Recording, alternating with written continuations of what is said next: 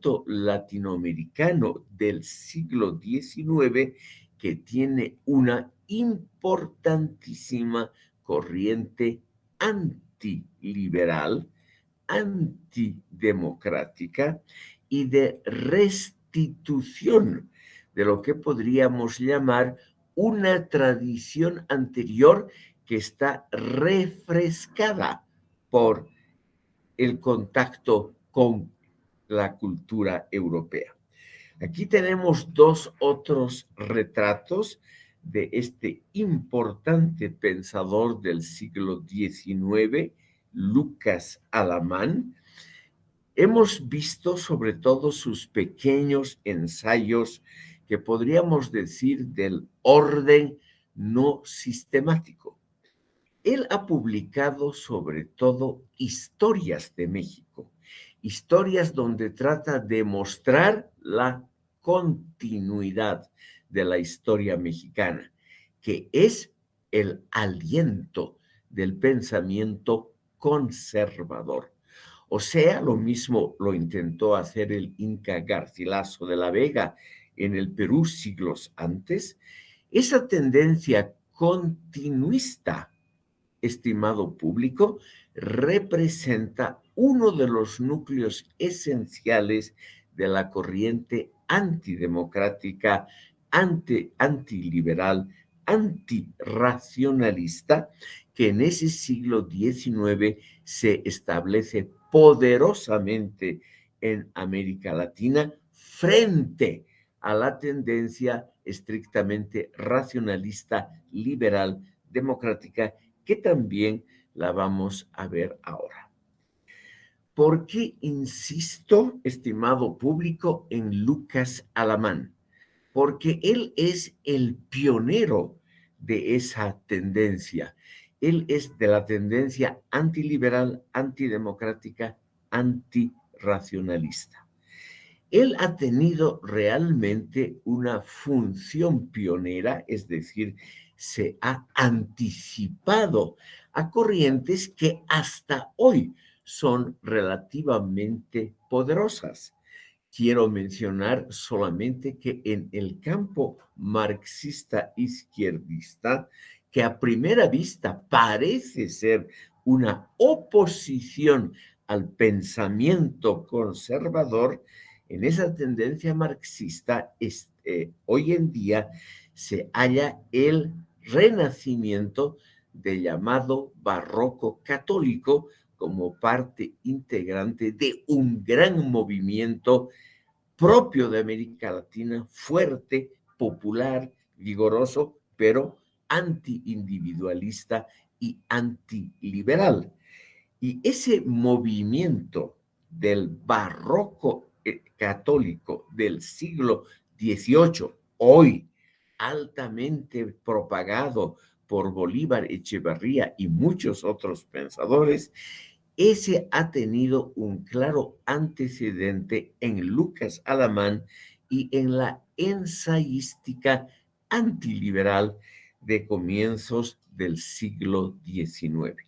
Y esa tendencia, y este es el punto central que quiero desarrollar, esa tendencia, estimado público, también ha sido influida poderosamente por pensadores, escritores, poetas y filósofos europeos, asociados todos al romanticismo.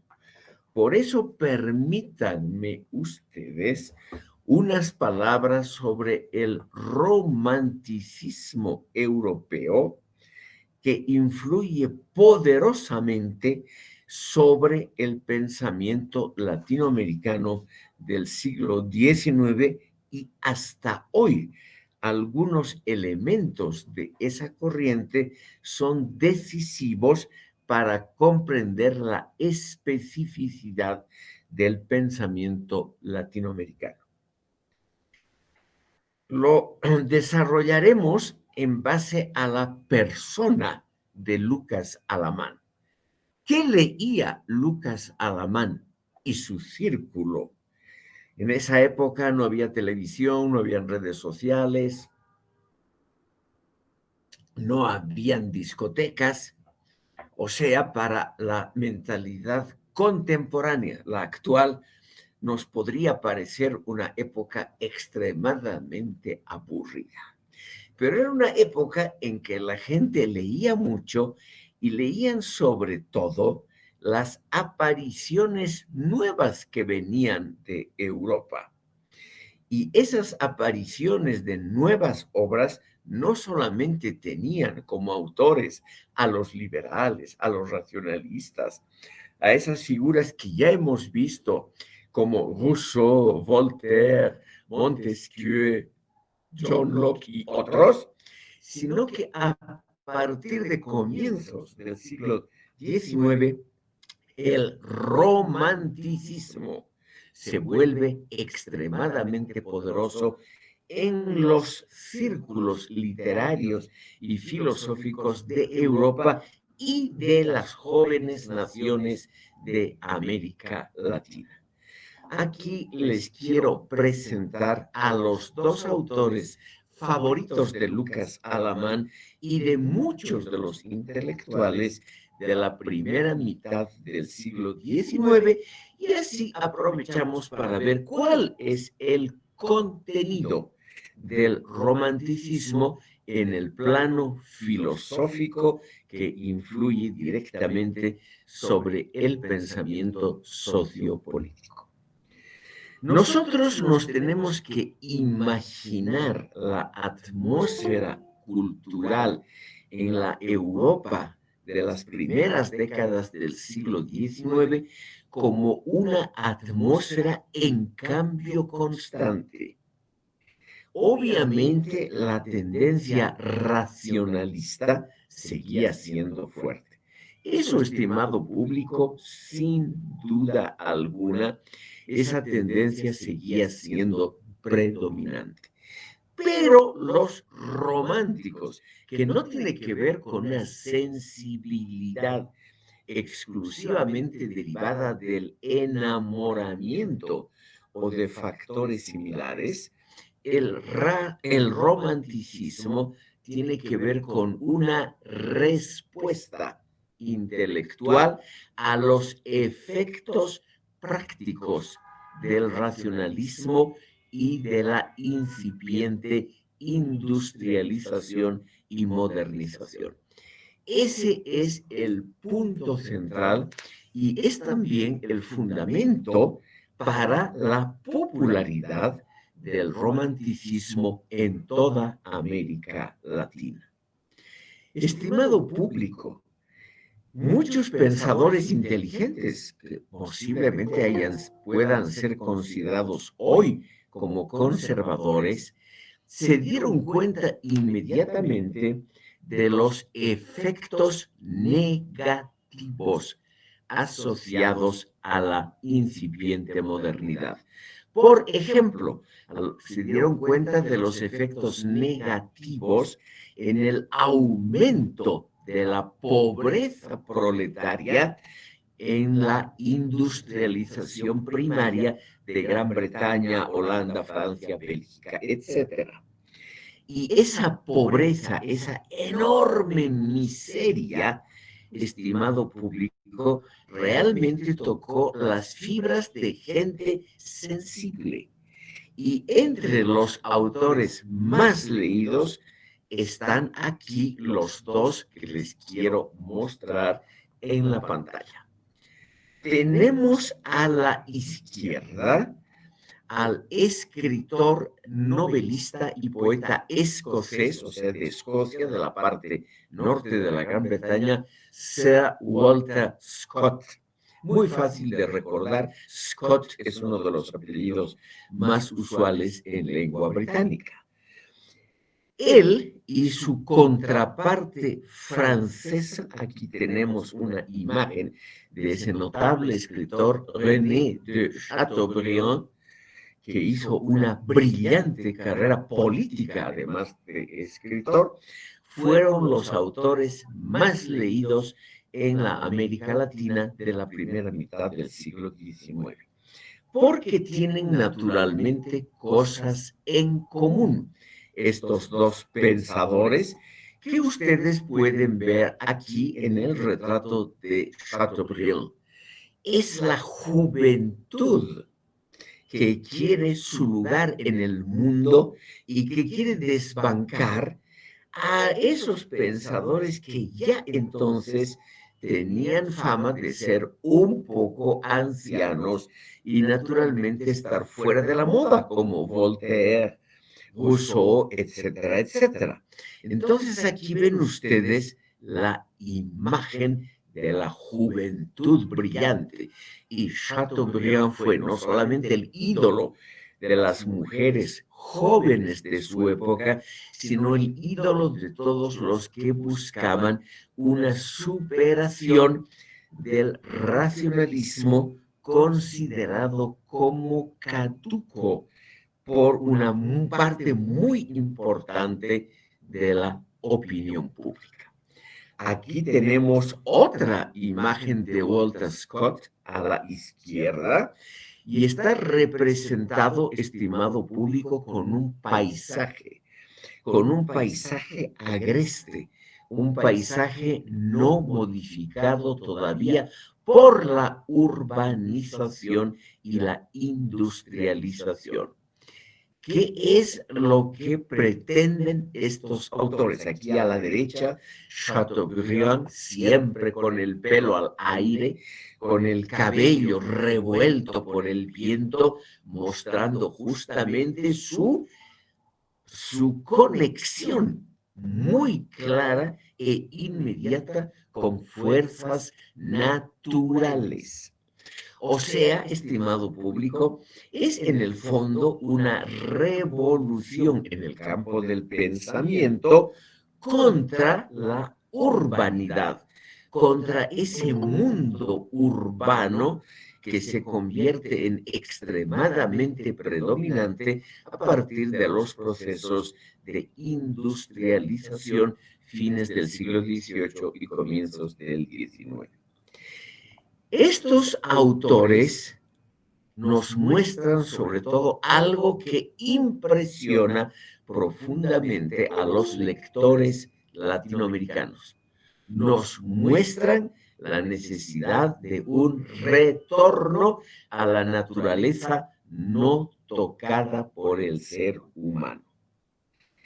Este mundo, estimado público, de la industrialización, aquí vemos, estimado público, el aspecto de una aldea que se forma muy rápidamente en la Gran Bretaña en comienzos del siglo XIX.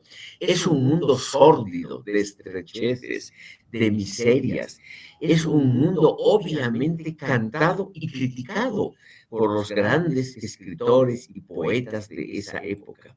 ¿Ven ustedes aquí este contraste entre la naturaleza no tocada, idílica, hermosa, con poca gente? Ven ustedes aquí un lago, unos patos que nadan sobre el lago, una isla hermosa con una iglesia, el bosque todavía con los árboles originales, atrás un poco en la niebla, una especie de cordillera, e inmediatamente contrapuesto a esto, ven ustedes, estimado público, esos suburbios que se forman alrededor de las grandes ciudades que empiezan el proceso de industrialización. En el trasfondo ven ustedes las chimeneas que indican las grandes fábricas movidas por las máquinas a vapor de la industrialización.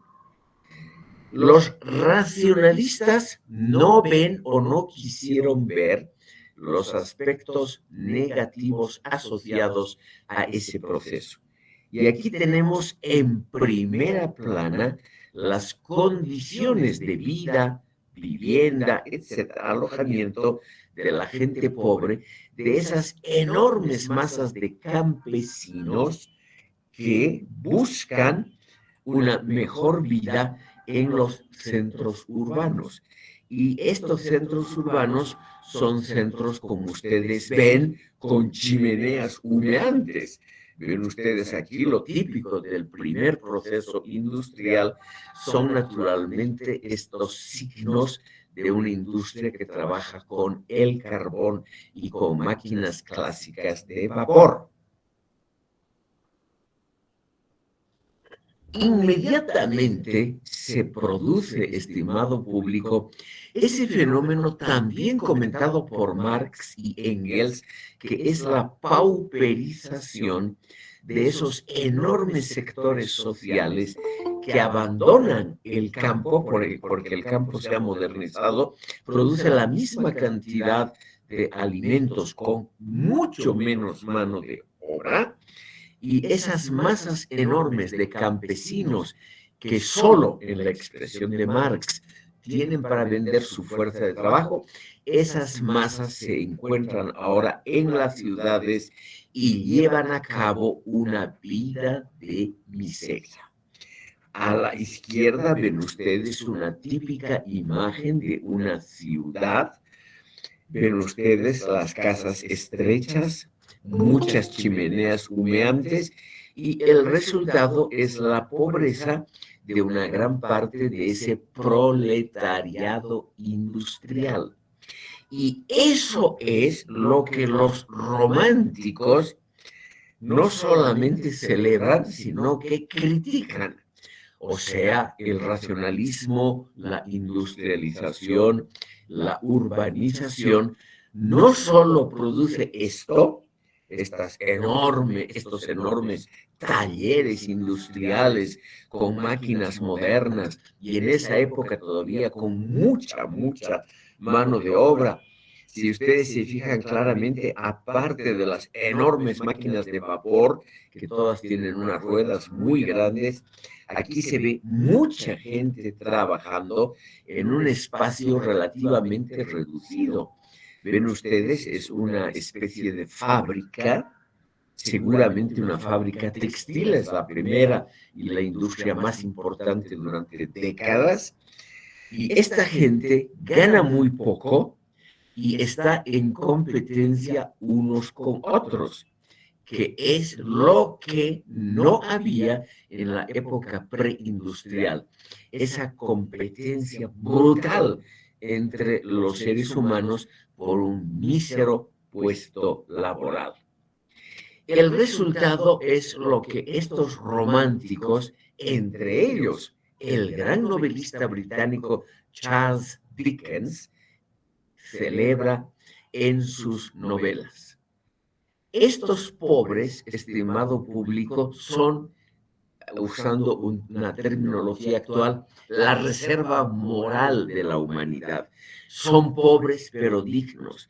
Son pobres pero no se rebelan contra la autoridad, aceptan su pobreza y tratan de progresar dentro de este ambiente sórdido.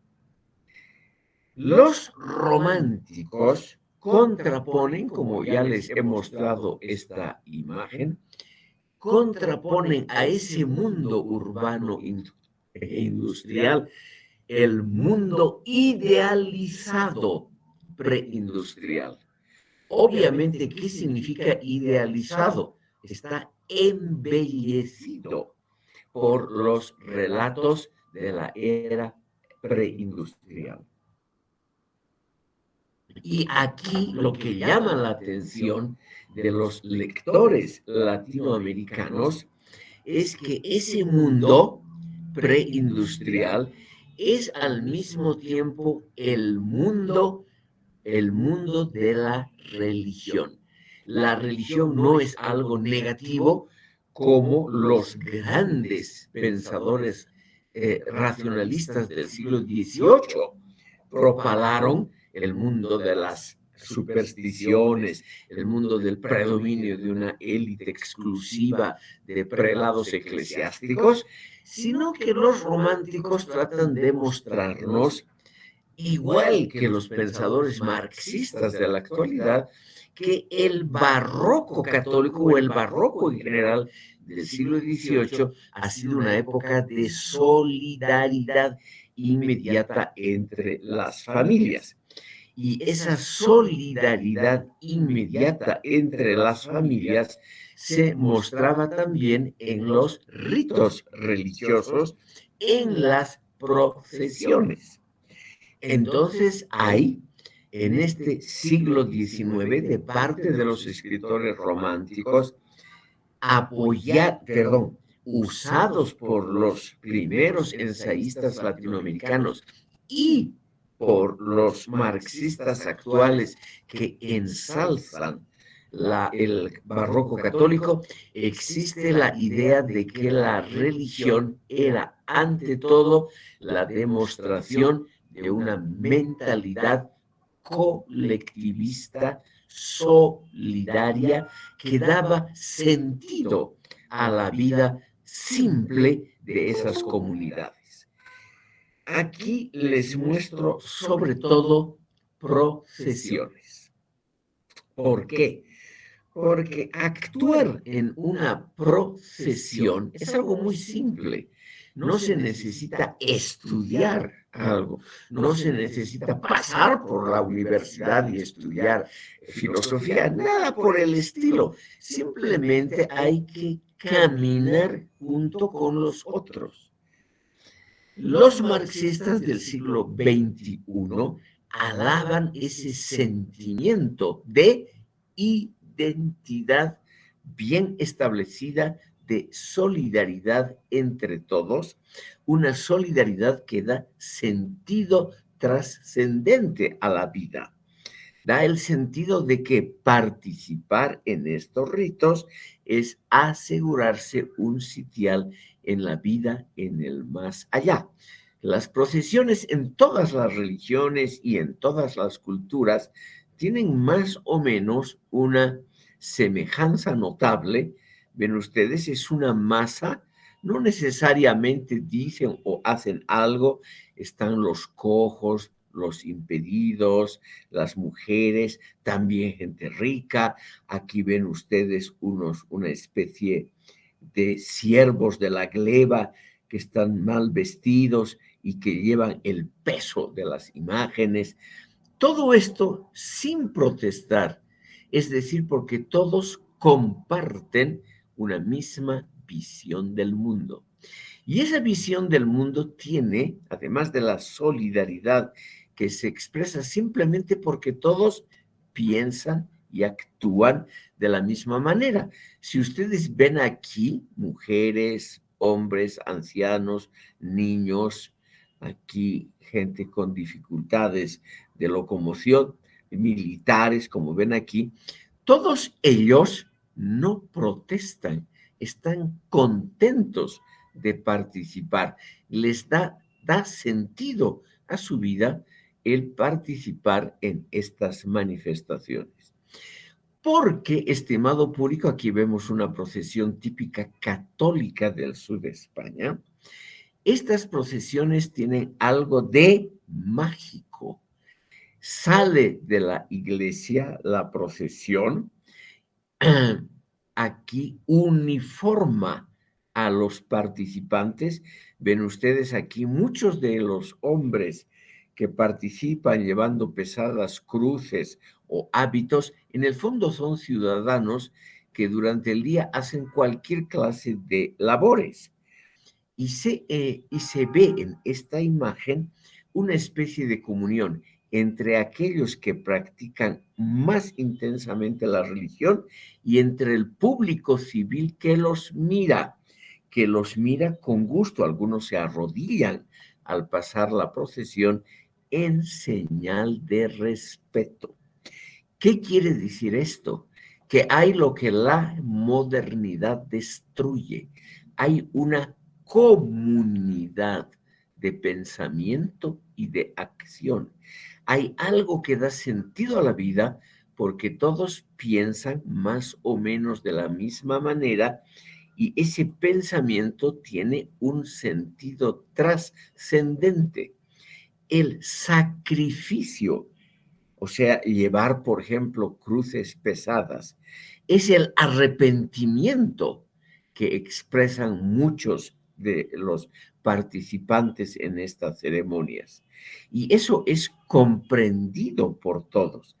Ven ustedes aquí, hay unos caballeros bien vestidos a la moda todavía del siglo XVIII, aquí un traje de corte, y al mismo tiempo están aquí al lado mismo del caballero bien vestido, con peluca blanca, estrictamente a la moda de las cortes del siglo XVIII.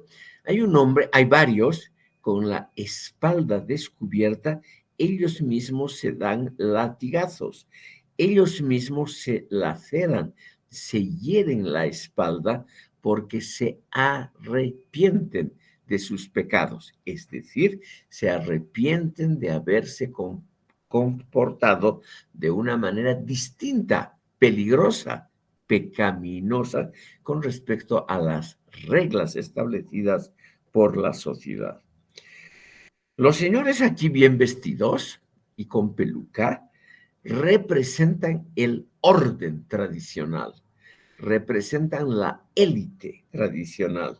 Y esa élite está aquí conjuncionada, por eso aquí no hay distanciamiento social o cosas por el estilo, sino hay justamente una solidaridad entre diferentes clases sociales. Eso es lo que nos quiere mostrar esta imagen, lo cual se ve aquí muy claramente. O sea, gente con ropajes brillantes y gente modesta, todos hacen más o menos lo mismo y creen lo mismo. ¿Qué es lo que los románticos afirman y reiteran los partidarios del barroco católico en el siglo XXI? Dicen, esa gente tiene sobre todo un sentido claro de la vida y del sacrificio. Esa gente no comparte las alienaciones modernas, la soledad, el sentirse con falta de identificación con el resto de la sociedad, el sentirse explotados por el orden social.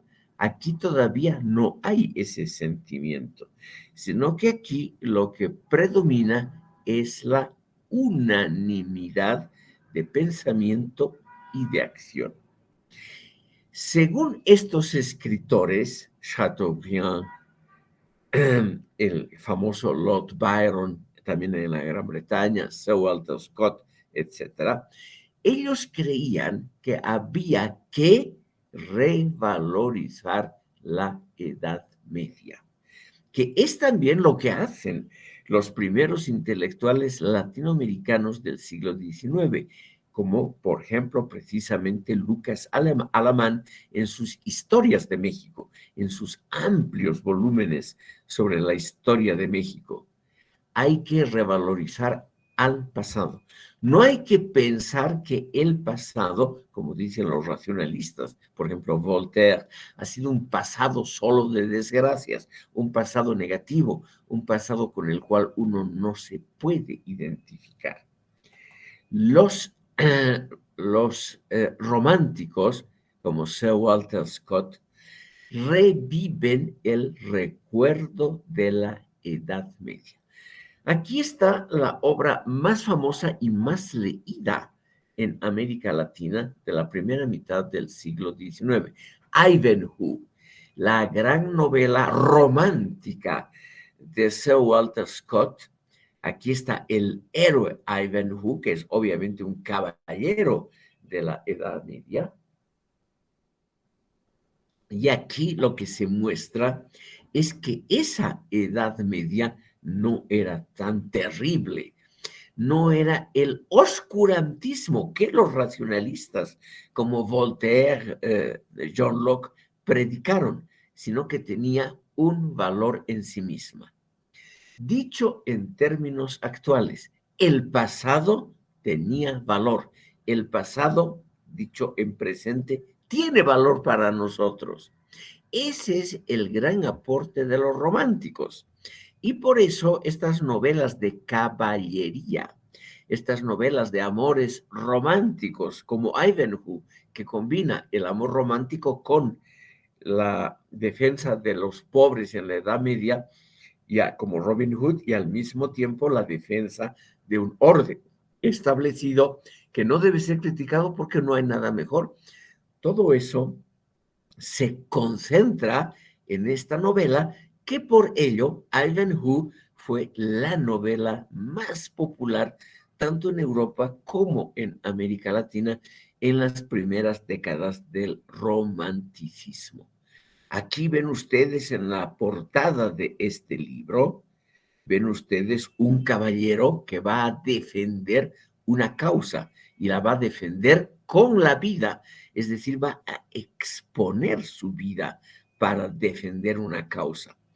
Y esas causas son causas generalmente de amor, causas románticas en el sentido actual de la palabra, pero también son causas que tienen que ver con la defensa de los débiles. O sea, los románticos no eran unos reaccionarios que defendían un orden injusto, no era tal, estimado público, era también gente que defendía causas populares. Y estos caballeros de la Edad Media como Ivanhoe, como Robin Hood, que robaba a los ricos para dar a los pobres, son naturalmente los héroes clásicos que tratan de mejorar el orden social, pero sin poner en duda las estructuras, la mentalidad y la religión de ese orden social. Entonces, aquí tenemos en una palabra, estimado público, la ideología de estos pensadores románticos. Quisiera señalar, estimado público, que Chateaubriand tuvo también una muy destacada carrera política y curiosamente él, el romántico por excelencia de la Francia de la primera mitad del siglo XIX, fue también miembro de los gobiernos más conservadores que hubo en Francia. Él fue ministro de Relaciones Exteriores de los gobiernos de la Restauración a partir de 1815. Él fue el gran propagandista, no solo de la vuelta a la Edad Media, el retorno de esos héroes maravillosos que no ponen en duda el orden social, sino tratan de enmendar errores de ese orden. Eso es lo importante en estos héroes románticos, también los héroes de Lord Byron. Son héroes románticos que tratan de mejorar las condiciones, pero no son revolucionarios. No quieren atacar ni la iglesia ni el orden social. Quieren mejorar ese orden dentro de los parámetros ya establecidos. Y eso es precisamente Lucas Alamán.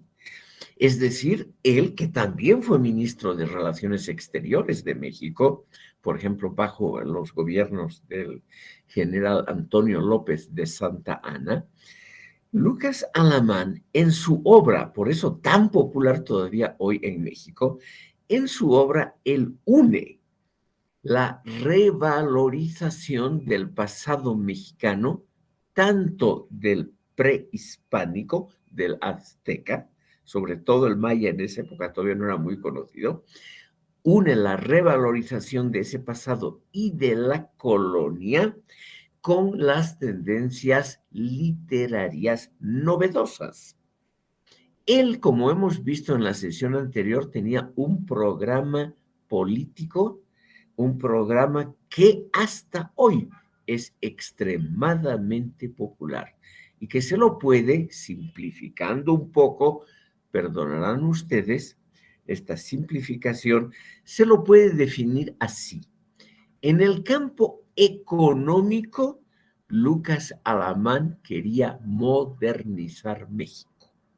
Eso está claro, él fue el gran partidario de nuevas vías de comunicación, de la construcción de ferrocarriles, tendido de telégrafos, que eran los dos elementos, ferrocarriles y telégrafos, los dos elementos centrales de la modernización, también en Bolivia. Y al mismo tiempo que quería modernizar ese campo económico, quería mantener el campo político y cultural en parámetros conservadores, por ejemplo, respetando la preeminencia cultural e ideológica de la Iglesia Católica, con el argumento muy interesante de que ese conservadurismo político y cultural evitaba la expansión de las alienaciones modernas, el hecho de que el ser humano no se sienta bien consigo mismo. O sea, hay un mérito en estos románticos. Estos románticos, estimado público, preparan en el fondo el advenimiento del marxismo, porque ellos son los grandes especuladores sobre justamente la importancia de terminar con las alienaciones modernas, que las vamos a ver brevemente en la segunda parte de esta sesión. Ahora, me dirán ustedes qué importancia ha tenido para el pensamiento sociopolítico. Enorme, estimado público. Hasta hoy, esa conjunción entre un conservadurismo político y cultural con un modernismo económico y técnico es evidentemente un núcleo central de una enorme corriente del pensamiento sociopolítico latinoamericano hasta el día de hoy. O sea, en eso reside la enorme importancia de unos minutos dedicar al romanticismo y a su representante más ilustre, que fue Lucas Alamán. Permítanme ustedes, estimado público, mostrarles cómo esas tendencias románticas a lo largo del siglo XIX se unen con los pensadores importantes que van surgiendo. Hoy en día hay un renacimiento muy importante del pensamiento del argentino Manuel Ugarte. Manuel Ugarte, aquí tienen ustedes tres fotos, o digo, la misma fotografía, no, son dos fotografías en diferentes poses. Manuel Ugarte vivió entre 1875 y 1951. Es al mismo tiempo un precursor de las actuales tendencias izquierdistas en América Latina y simultáneamente un pensador profundamente conservador. O sea, él es, un poco más tarde, uno de los continuadores de esa tendencia prefijada de alguna manera por Lucas Alamán. Por ello, permítanme ustedes unas palabras sobre Manuel Ugarte, porque así vamos a tener una idea bastante clara de cómo el pensamiento sociopolítico se va desarrollando en América Latina. Estimado público, hay que notar aquí lo siguiente.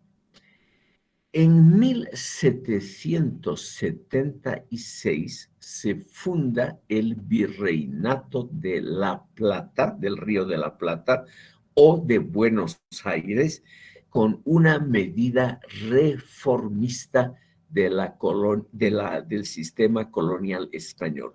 ¿Por qué? Porque esa región del Plata en el siglo XVIII se empieza a desarrollar muy exitosamente. Lo que hoy es en gran parte Argentina, Uruguay, etcétera, esa región empieza a tener una preponderancia económica y política dentro del mundo colonial. Y por ello el Virreinato de Buenos Aires se desgaja, se separa del Virreinato de Lima y arrastra en su fundación a la Real Audiencia de Charcas, que desde entonces, 1776, empieza a depender ya no de Lima, sino de Buenos Aires. O sea, realmente la fundación del virreinato es una muestra del éxito comercial y sobre todo económico que empieza a tener la región del Plata. Y por lo tanto, en esta segunda mitad del siglo XIX, los pensadores más importantes de América Latina se empiezan, por lo menos parcialmente, a reclutar en la Argentina. Y aquí tenemos a uno de los precursores en el sentido clásico de las corrientes tanto izquierdistas como conservadoras en la Argentina y en América Latina, el precursor también de un poderoso movimiento como el peronismo, que sigue en el poder hoy en la Argentina y que engloba, estimado público, tanto tendencias izquierdistas como conservadoras. Como probablemente ustedes se vayan a sorprender de que exista un movimiento que sea izquierdista y derechista simultáneamente, permítanme mencionarles que el peronismo es precisamente esa conjunción. Desde 1943, desde la Revolución de junio de 1943, cuando la Argentina deja de estar gobernada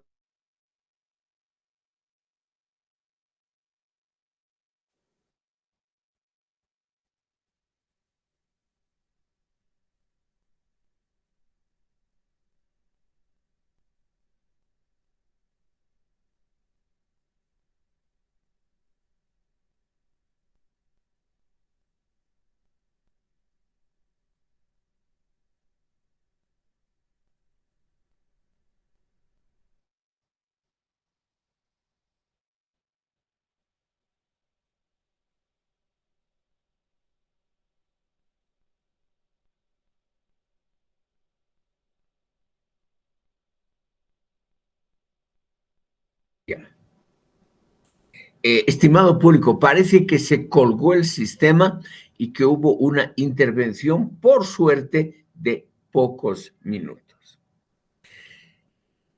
Ustedes se pueden argumentar de que yo hago una confusión indicando que el peronismo y muchas tendencias, como las que se derivan justamente del romanticismo, conjugan ideas izquierdistas y derechistas en un solo bloque. Y ustedes pueden decir que eso es improbable e imposible, pero lamentablemente no es así. La Argentina fue, como toda América Latina, tuvo en la primera mitad del siglo XIX una época de gran inestabilidad política, golpes militares, dictaduras, caudillos, lo mismo que México, lo mismo que los otros países latinoamericanos, salvo Brasil, que fue un imperio, una monarquía muy estable hasta casi fines del siglo XIX. La Argentina tuvo una época extraordinariamente movida, caótica, en esa primera mitad del siglo XIX. Pero a partir del triunfo de Buenos Aires sobre el resto de las provincias, se establece en 1862 un régimen dirigido por una aristocracia liberal que dura sin grandes tropiezos hasta 1943. En 1943, un golpe militar toma el poder. En ese grupo de militares, la figura dirigente es el coronel, luego general Juan Domingo Perón.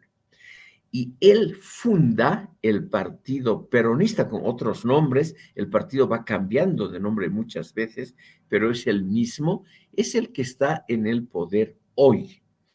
Y el peronismo, en sus muchos periodos gubernamentales, tiene épocas en que es claramente derechista, por ejemplo, los 10 años de Carlos Saúl Menem en la última década del siglo XX, donde el mismo gobierno dice que tiene una relación carnal, es decir, muy estrecha con los Estados Unidos, y también tiene épocas izquierdistas como los gobiernos de Cámpora y de la familia Kirchner Fernández.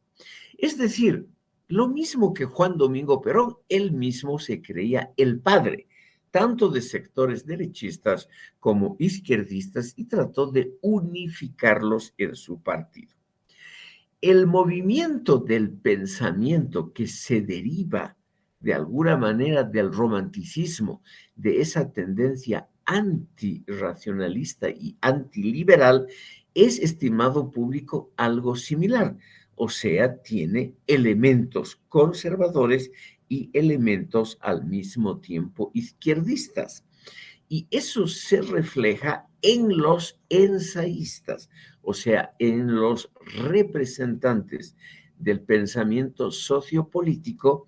En la segunda mitad del siglo XX vamos a ver sobre todo a dos de ellos. Vamos a ver, estimado público, brevemente a Manuel Ugarte y luego a Manuel Gálvez, porque ambos son muy interesantes como pensadores muy representativos en el fondo de la mentalidad latinoamericana. Permítanme unas palabras sobre Manuel Ugarte. Este pensador, estimado público, constituye con su obra uno de los autores más leídos en la segunda mitad del siglo XIX y comienzos del XX.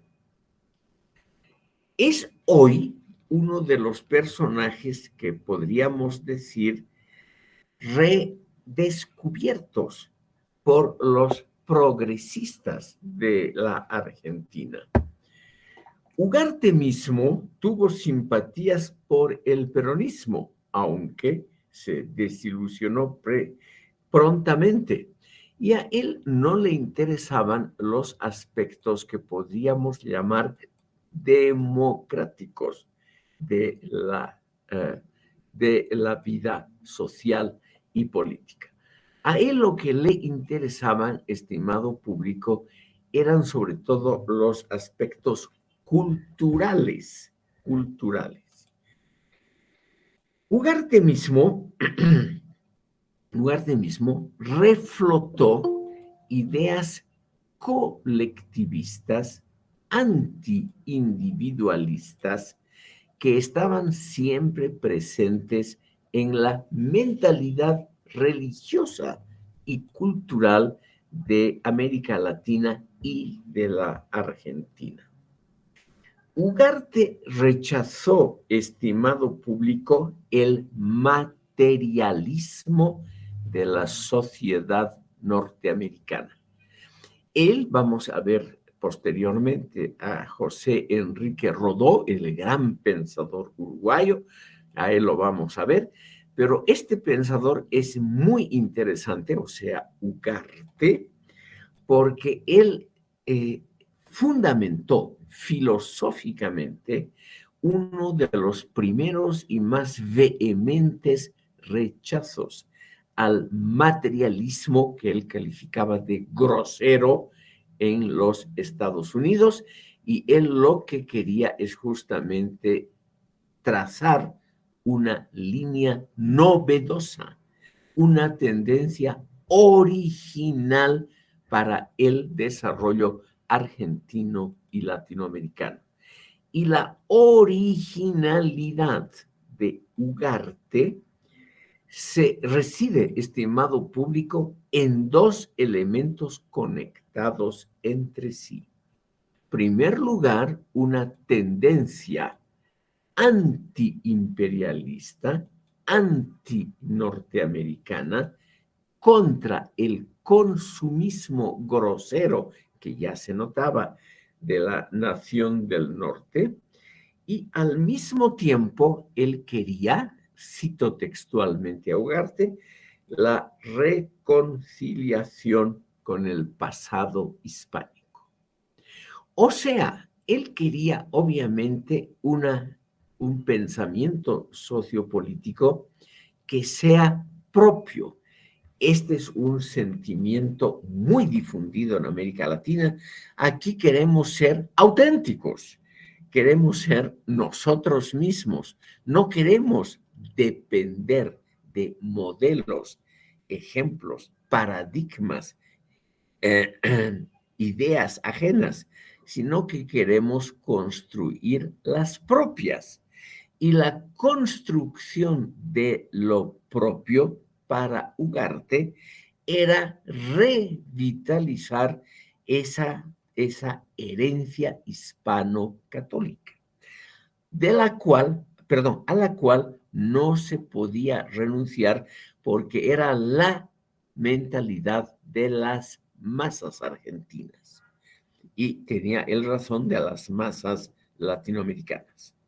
Entonces, tenemos aquí a Ugarte como el gran representante, estimado público, de una tendencia muy fuerte que trata de buscar las raíces latinoamericanas en el pasado, por ejemplo, en el pasado hispano-católico, y no desechar lo que ese pasado ha significado culturalmente. Al mismo tiempo, Ugarte propone un desarrollo modernizante económico acelerado. Ustedes ven, es muy, muy similar al programa de Lucas Alamán, muy similar. Esa es la importancia de Ugarte.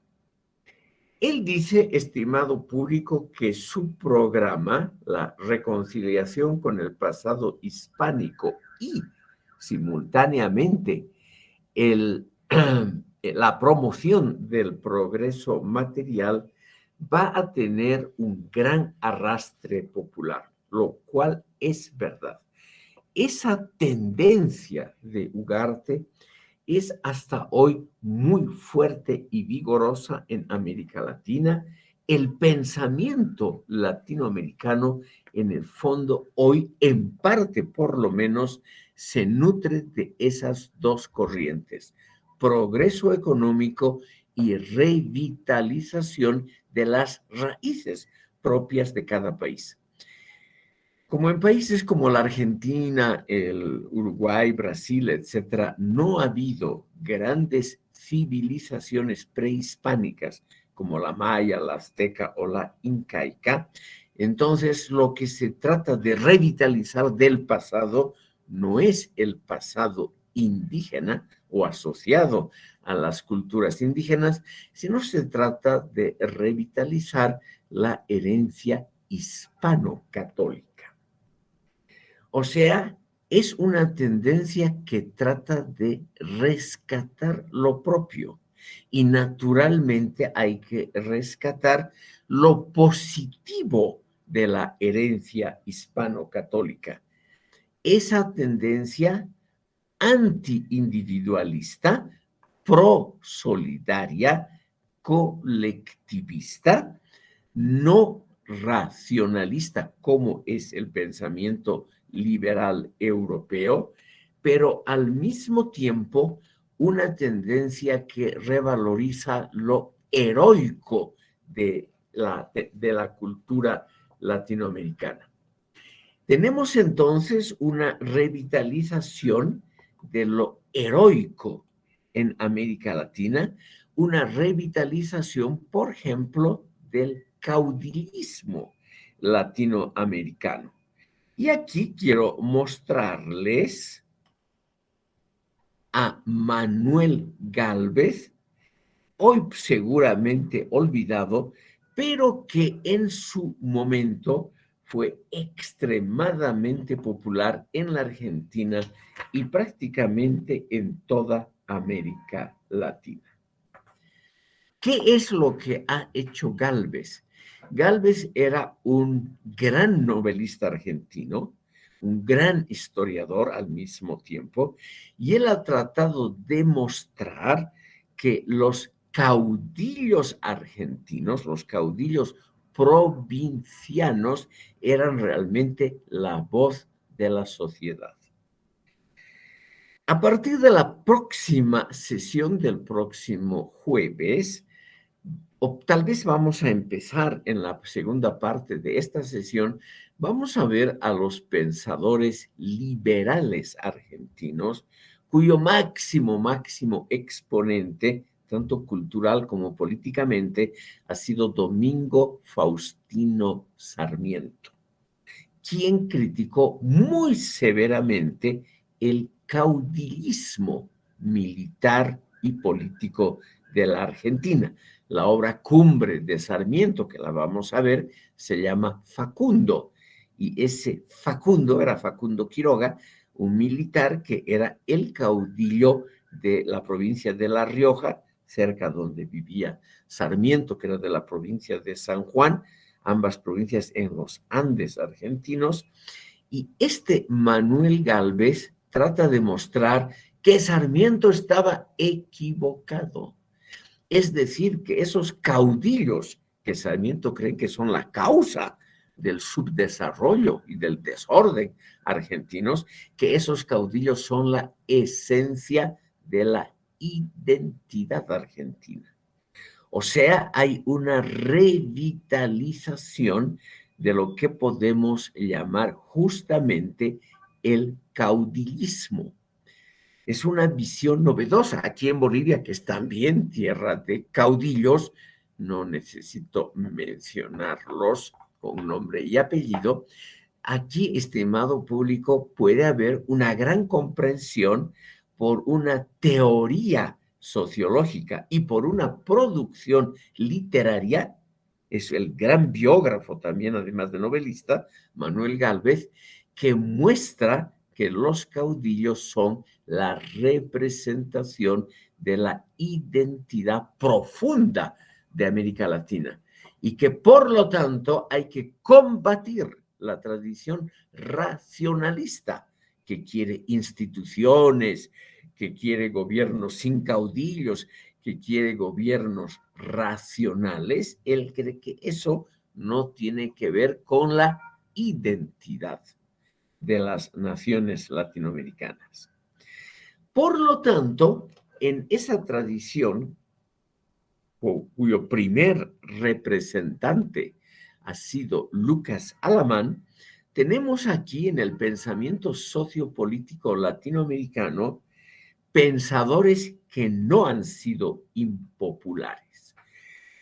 Como ustedes son estudiantes de filosofía, ustedes probablemente, me puedo equivocar con mucha facilidad, tienen una simpatía por el racionalismo, por pensar de forma racional los problemas sociales y políticos. Y por lo tanto, ustedes tienen una cierta simpatía por el racionalismo en el campo sociopolítico. Pero esto, estimado público, es solamente una parte del pensamiento sociopolítico y de la mentalidad colectiva latinoamericana. Manuel Ugarte y Manuel Gálvez representan la otra parte del pensamiento sociopolítico. Y precisamente porque no son filósofos sistemáticos, sino son novelistas, escritores, poetas, es decir, en la denominación general, hombres de letras, ensayistas en el sentido que ya hemos tratado, ensayistas que no son sistemáticos como Kant o Hegel, sino que más bien bajo la forma del ensayo sociológico, político, ideológico, nos muestran las raíces profundas que solo un poeta, un hombre de letras puede comprender. Esa es la teoría de Gálvez. Una teoría que va a gustar también a algunos de ustedes que seguramente tienen una opinión muy positiva del valor filosófico de la poesía. La poesía para Gálvez, la prosa poética, es una prosa hermosa la que ha escrito Gálvez, por eso su enorme popularidad en la Argentina. Manuel Gálvez escribió biografías poéticas, por ejemplo, de Sarmiento, mostrando en una obra enorme, 800 páginas sobre Sarmiento, mostrando los lados negativos, los puntos flacos, lo criticable de ese pensador liberal racionalista. Y esa obra fue naturalmente muy popular en América Latina y en la Argentina. Destruyó prácticamente la idea de que Sarmiento era el mayor héroe civil argentino. En la Argentina clásica, la tradicional, se creyó que Sarmiento, que fue el segundo presidente de ese periodo de 81 años, que Sarmiento fue el gran educador y el constructor de una Argentina moderna, racionalista, abierta al mundo y abierta naturalmente a las influencias occidentales del pensamiento. Manuel Gálvez, en su gran biografía de Sarmiento, muestra una tendencia muy popular hoy en día, muestra que Sarmiento fue el instrumento de la oligarquía argentina terrateniente para establecer un régimen clasista de explotación despiadada de las masas populares argentinas. O sea, como ahora está de moda en la Argentina y en toda América Latina el reformismo en la historiografía, tenemos simplemente que dedicar un segundo a esta tendencia. Existe esa corriente que trata de demostrar que la historia llamada oficial es una historia equivocada, que esa historia oficial es parcial y parcializante, que detrás de esos héroes de la racionalidad que han construido la Argentina próspera, Mitre, Sarmiento, Avellaneda, Roca, etcétera, detrás de esos héroes se encuentra el poder omnímodo de la oligarquía terrateniente y los intereses de clase. Y que esa oligarquía, copiando modelos europeos, imitando a otras naciones, ha destruido la identidad original del pueblo argentino. Como ven ustedes, son cosas muy discutidas hoy en día y en este curso sobre el pensamiento sociopolítico estamos mostrando a los precursores de esa corriente como Manuel Ugarte, Manuel Gálvez, que realmente tuvieron un éxito de propagación cultural. En términos más claros, un éxito de ventas de sus libros realmente muy notable, sobre todo Manuel Gálvez. Él en sus biografías, por ejemplo, del presidente Sarmiento, otra famosa biografía sobre el presidente Irigoyen, Hipólito Yrigoyen, él trató de mostrar que existe otra historiografía, o sea, otro estudio de la historia, más cerca del pueblo, más cerca del sentimiento popular. Y ese sentimiento popular era pro-caudillista, pro-religioso, en contra de esa élite alienada de Buenos Aires que solo miraba a Europa, al desarrollo cultural europeo y a las ventajas aparentes que traía la modernización occidentalizante que propuso y ejecutó hasta cierto punto esa élite en el poder en la Argentina entre 1862 y 1943.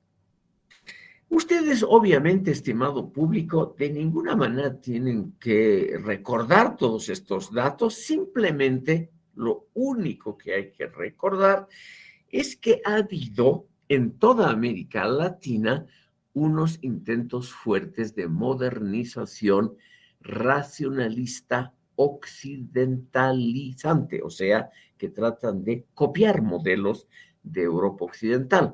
Por ejemplo, aquí esos años en que han gobernado el Partido Conservador de 1880 a 1889 y el liberal de 1899 a 1920, que más o menos corresponde al periodo de esa exitosa aristocracia terrateniente argentina. Ahora bien, estimado público, lo interesante en el campo del pensamiento sociopolítico es que siempre aparecen figuras que critican una idea, una ideología predominante. Y el gran mérito de Manuel Ugarte y Manuel Gálvez es en una bellísima prosa, sobre todo el segundo, Manuel Gálvez, demostrar qué hay detrás de las figuras de la ideología predominante de esa clase alta. Y ellos muestran que detrás de eso está la destrucción de las raíces culturales auténticas. Hay, obviamente, un culto de la autenticidad. Ese tema que tiene que ver con la filosofía heideggeriana, ese culto a la autenticidad, lo vamos a ver en una sesión posterior.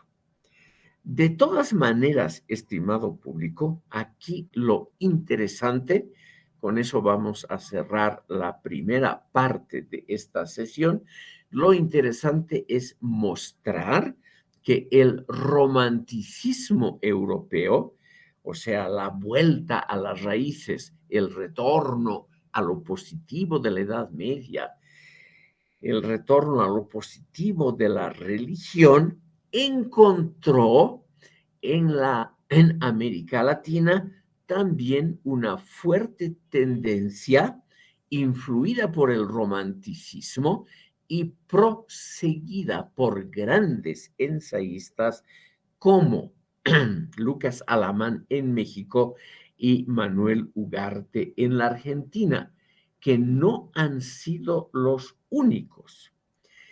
Esta tendencia tiene o deriva su fuerza, estimado público, de la popularidad de sus reivindicaciones.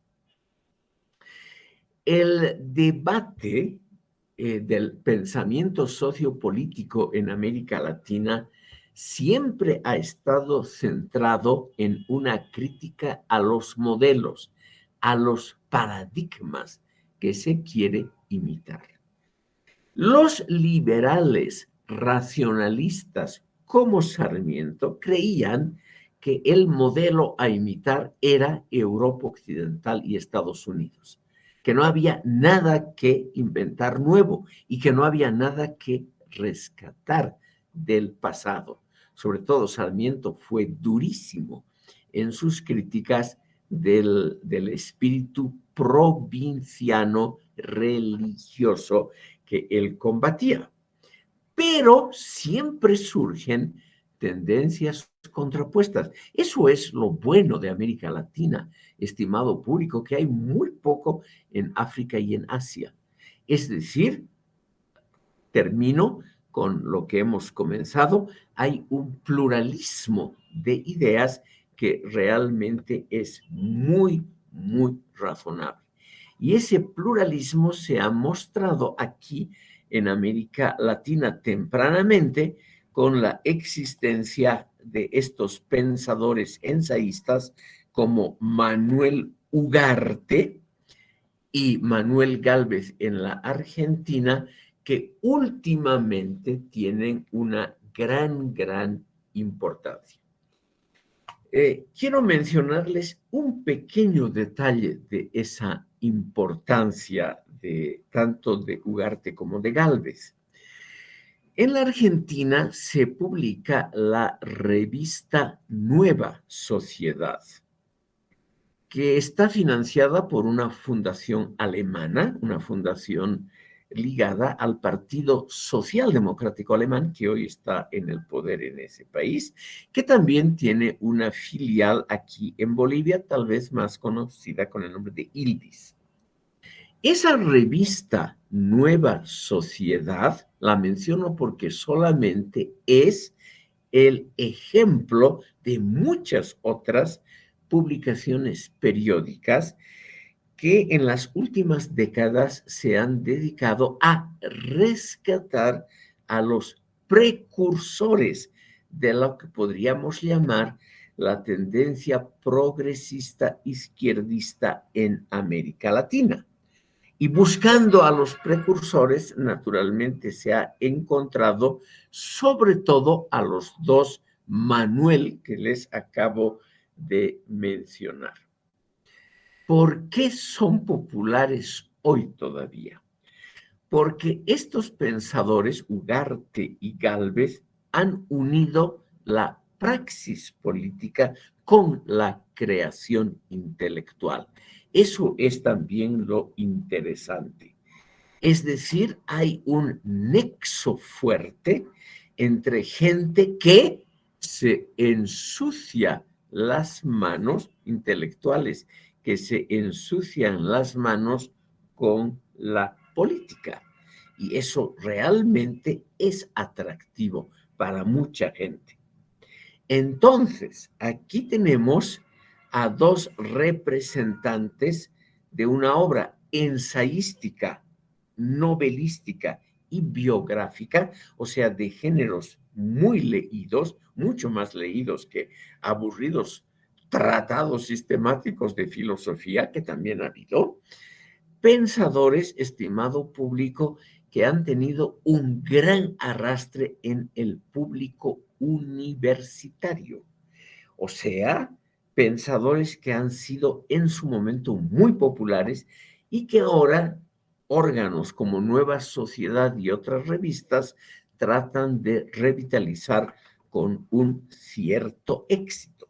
Sobre todo Manuel Ugarte, por la fecha temprana de su aparición, por la calidad de su pensamiento y de su obra, pertenece a esa pléyade, o sea, ese grupo selecto de pensadores que están siendo revitalizados exitosamente, porque también el pensamiento sociopolítico construye su propia tradición, o dicho en palabras menos duras, su propio fundamento intelectual.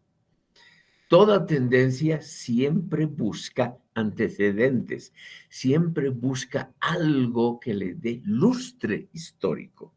Y también las ideas estas llamadas progresistas han descubierto que tienen representantes muy ilustres que provienen de la clase alta. Ugarte y Gálvez provenían de la clase alta argentina, clase con la que rompieron en el curso de sus vidas, lo cual les da naturalmente a ambos un aire heroico, revolucionario, por lo menos un aire de revoltosos intelectuales y por lo tanto de figuras paradigmáticas para el comportamiento juvenil. Estimado público, nos acercamos a mediodía a las 12. Aquí vamos a hacer una breve pausa, un descanso pedagógico y luego vamos a seguir con algunos pensadores como José Enrique Rodó y otros. Y también vamos a enlazar con lo que en Bolivia se ha producido en este campo, ¿ya? Por favor, 10 minutos de descanso pedagógico. descansen y aliméntense.